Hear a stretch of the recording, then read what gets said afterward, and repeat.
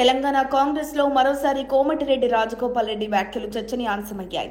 ఇటీవల మంత్రివర్గ విస్తరణలో తనకు పదవి దక్కకపోవడంతోనే ఆయన అసంతృప్తి వ్యక్తం చేస్తూ సీఎం రేవంత్ రెడ్డిపై పదే పదే విమర్శలు చేస్తున్నారు.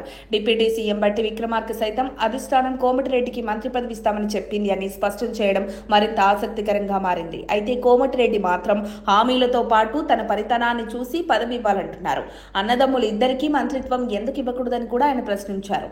యాదాద్రి భువనగిరి జిల్లాలోని చౌటుప్పల్ మండలం ఎల్లగిరిలో జరిగిన సర్దార్ వల్లభాయ్ పటేల్ విగ్రహావిష్కరణ కార్యక్రమంలో రాజగోపాల్ రెడ్డి తీవ్ర వ్యాఖ్యలు చేశారు. గత 20 నెలలుగా మునుగోడు నియోజకవర్గానికి ఒక్క రూపాయి కూడా నిధులు రాలేదు. 100 సార్లు మంత్రులను కలిసినా ఫలితం లేదు. ఇక ప్రభుత్వాన్ని ప్రశ్నించక తప్పదని ఆయన ఆవేదన వ్యక్తం చేశారు. అలాగే పదవులు మీరే తీసుకుంటున్నారు, నిధులు కూడా మీరే తీసుకుంటున్నారని అడగాల వద్దా అంటూ సీఎం రేవంత్ ను నేరుగా నిలదీశారు. అయితే తాను ముఖ్యమంత్రిని గాని పార్టీని గాని విమర్శించడం లేదని, కేవలం తన నియోజకవర్గానికి నిధులు రాకపోవడం వల్లే ఈ వ్యాఖ్యలు చేస్తున్నారని స్పష్టం చేశారు. వలిగొండ చౌటుప్పల్ రోడ్డు పనులు ఆగిపోయాయి. కారణం కాంట్రాక్టర్లకు బిల్లులు చెల్లించకపోవడమే.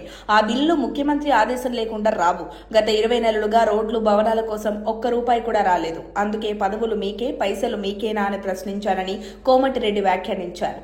మునుగోడు అభివృద్ధి కోసం తాను పోరాడతానని, అందుకు స్థానిక సంస్థల ఎన్నికల్లో ప్రజలు మంచి నాయకులను ఎన్నుకోవాలని కోమటిరెడ్డి పిలుపునిచ్చారు.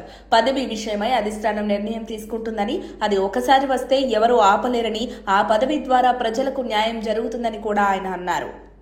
మరిన్ని అప్డేట్స్ కోసం మా కాయ్ టీవీని సబ్స్క్రైబ్ చేసుకోండి. మా వీడియో కనుక మీకు నచ్చినట్లయితే లైక్ చేయండి, షేర్ చేయండి. మీ విలువైన అభిప్రాయాలను కామెంట్ బాక్స్లో తెలియజేయండి.